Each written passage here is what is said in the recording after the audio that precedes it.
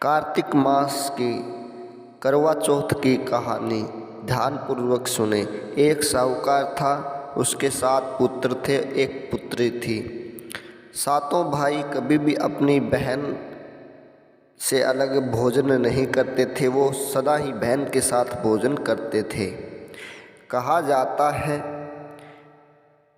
कि बहन ने अपनी भाभीियों के साथ एक बार कार्तिक मास की चतुर्थी आई, वह व्रत रख लिया।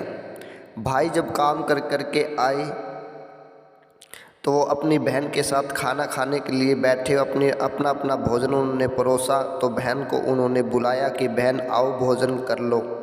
तो बहन ने मना कर दिया कि नहीं भैया, आज मेरा व्रत है, मैंने भाभीियों के साथ कार्तिक मास की चतुर्थी माता का मैंने व्रत किया है, तो मैं भोजन नहीं कर सकती। तो भाइयों, उनमें से एक भाई ने सोचा कि तुम तो सुबह से काम कर रहे हो और अभी तक भोजन नहीं किया, और इतनी तकड़ी तुम्हें भूख लगी हुई, तो तुम्हारी बहन तो सुबह से भूखी है, इसे कितनी तकड़ी भूख लगी होगी।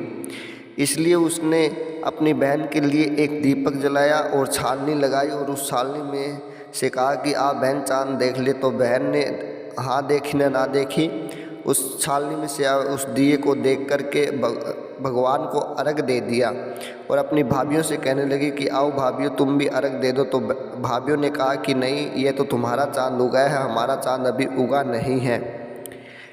फिर वो अपने भाइयों के साथ भोजन करने के लिए बैठी, तो पहले घास में मक्खी आई, दूसरे घास में बाल आया, और तीसरे घास में उसके ससुराल से बुलावा आया। और बुलाव में कहा गया कि तुम्हारा पति है वो बहुत ही बीमार है। वह अपनी माँ से कहने लगी कि मुझे ससुराल जाना है। इतने में ही वह अपनी माँ से कहती है, तो उसकी माँ एक थैले में से हाथ मारती है, उसमें से एक सूट निकालती है, वह सफ़ेद रंग का निकलता है। दोबारा से हाथ लगाती है तो उसमें भी सफ़ेद रंग का ही सूट निकलता है। दोबारा हाथ लगाया तब भी उसमें सफ़ेद रंग का ही सूट निकला।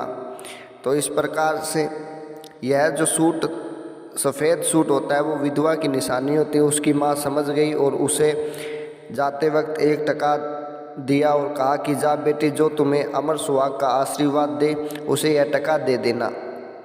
वह बोली ठीक है। वह वहाँ से ऐसा कह कर के अपने ससुराल के लिए चल पड़ी।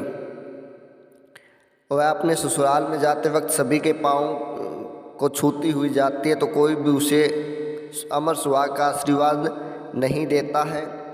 अंत में वह अपने घर में प्रवेश करने लग जाती है, तो उसकी छोटी नंद वहाँ खड़ी हुई थी, वह उसके भी पाँव लगती है।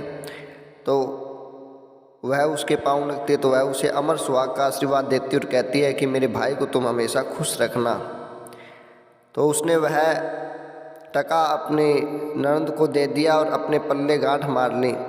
तो वह जा कर के देखती है कि उनका पति सोया हुआ उसकी सास देख कर के उसे कहती है कि मेरा पुत्र मर गया है।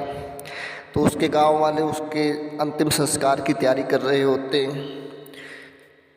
तो वह कहती है अपने गांव वालों से, अपने ससुराल वालों से कि मैं अपने पति को नहीं जलाने दूंगी। तो उसकी सास कहती है क्या तू मरे हुए को सेने लग गई है? बोली हाँ, मैं मरे हुए को सेने लग गई हूँ, मैं अपने पति की मरे हुए की सेवा कर लूँगी, मैं किसी को भी नहीं जलाने दूंगी। तो इस प्रकार से वह अपने मरे हुए पति को लेकर के अलग घर में रहने लग जाती है, और उसके दास आते हैं, सास बेचती है, जो रूखी सूखी देती है वही खा करके वह टाइम पास करने लगी और अपने पति की सेवा करने लगी। अब जैसे ही अगले माह की चतुर्थी आती है, वह चौथ माता से कहती है कि मुझसे जो भूल हुई है माता, वह आप ही सुधार सकती हैं। तो वह चौथ माता कहती है कि ले भाइयों के साथ भोजन करनी, कसम खानी, ले ये करवा ले। तो इस प्रकार से उसको ताना मारती है। तो वह अपनी माँ से क्षमा मांग लेती है कि माँ, जो भूल हुई है वह आप ही सुधार करेंगी, मुझसे गलती हुई है आप ही सुधार करेंगी और मुझे क्षमा करो। वो ऐसे कहती है। तब माँ कहती है कि जा तो अगली मुझसे जो बड़ी चौथ माता है वो इससे अगले महीने आएगी, उससे तुम मांग लेना, वह तुम्हारा ज़रूर इस बात को सुनेगी। वह तुम्हारी ज़रूर सुनेगी। इस प्रकार से चौथ माता, हर एक चौथ माता उसको ऐसा ही कहती है। जब अंत में कार्तिक मास की चौथ माता आती है तो वह कहती है कि तुम इस माता के पाँव मत छोड़ना और तुम ऐसे ही माता को रिझा लेना और माँ तुम्हारी सुहाग को अमर कर देगी। कहा जाता है कि जब चौथ माता आई कार्तिक मास की, तब उस देवी ने माँ के चरण पकड़ लिए और कहा कि हे माँ, तुम मेरे पति को अमर कर सकती हो, मेरा अमर सुहाग कर सकती हो, जो मुझसे भूल हुई है उसकी क्षमा कर दो। तो माँ को दया आई। माँ ने कहा कि जा, तेरा पति जीवित हो जाएगा। उस माता ने अपनी उंगली से खून का छींटा लगाया, उसका पति अमर और जीवित हो गया और माँ ने उसके सिंदूर भर दिया अपनी उंगली से, तो वह सुहागिन हो गई। तो जिस प्रकार से माँ ने, चौथ माता ने उस साहूकार की बेटी की सुनी, उसी प्रकार आपकी सुने और आपके सुहाग की लंबी उम्र हो और आपके घर में सुख शांति बनी रहे। तो इस प्रकार से हम प्रार्थना करते हैं माँ चौथ माता से कि सभी के घर में खुशहाली का जीवन हो और सभी के पतियों की लंबी आयु हो।